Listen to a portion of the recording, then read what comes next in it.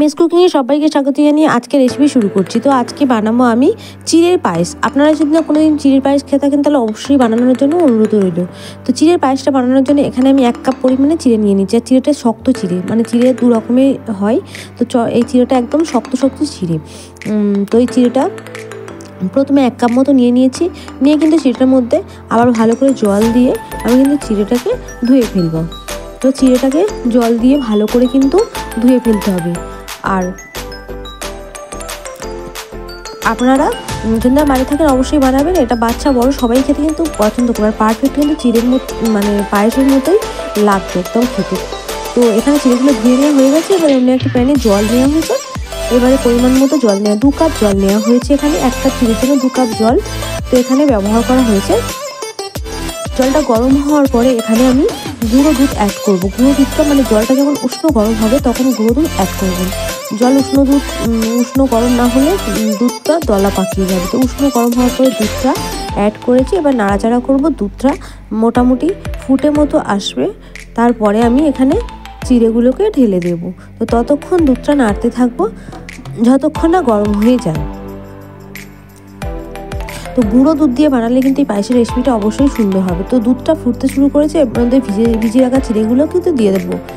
আর চিড়েগুলো কিন্তু দেওয়ার পরেই কন্টিনিউ নাড়বো। এটা কিন্তু বাচ্চা বড় সবাই কিন্তু খুবই পছন্দ করে খাবে আর খুবই আনন্দ করেই খাবে এই চিড়ের পায়েসের রেসিপিটি। আর একবার বানালে বারবার বানাতে ইচ্ছে হবে। আপনারা অবশ্যই এটা ট্রাই করে দেখবেন আর কমেন্ট বক্সে লিখবেন যে কেমন হয়েছে। তো এটাকে কিন্তু মিডিয়ামে রেখে গ্যাসটাকে আর ঢেকে রাখতে হবে কিছুক্ষণ। ঢেকে রাখার পরে কিছুক্ষণ পরে খুললে দেখবেন চিড়েটা সিদ্ধ হয়ে যাবে।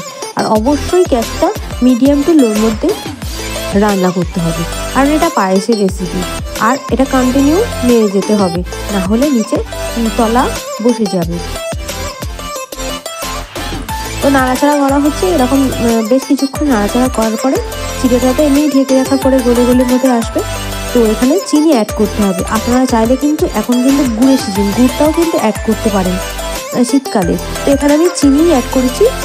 তো চিনিটা আমি 1/2 কাপ পরিমাণেই অ্যাড করেছি। পরিমাণ বুঝে যে যেমন মিষ্টি খেতে পছন্দ করেন তেমনভাবেই তো দেবেন। তো এখানে আমি চিনিটাকে ভালো করে নেড়ে মিলিয়ে নিচ্ছি। চিনিটা যতক্ষণ না গলে ততক্ষণভাবে নেড়ে যেতে হবে।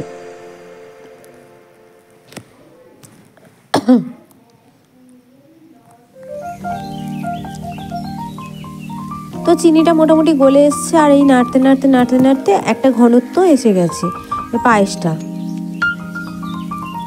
এই দেখাচ্ছি, দেখতেই পাচ্ছেন একেবারে নাড়তে মানে ঘনত্ব মতো চলে এসছে। এটাকে আমি নামিয়ে ফেলবো।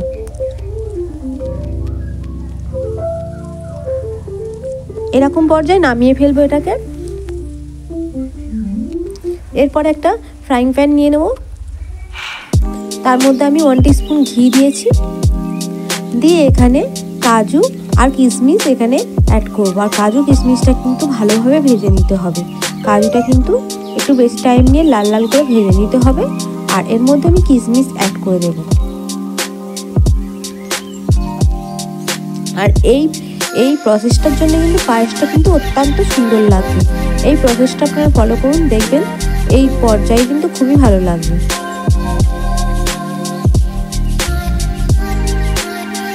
তো কাজু কিশমিশটা ভাজা হয়ে গেছে। এবারে আমি ওই যে পায়েসটা ঢেলে রেখেছিলাম ওটাকে ঢেলে দেব। এবারে অনবরত নাড়তে থাকবো।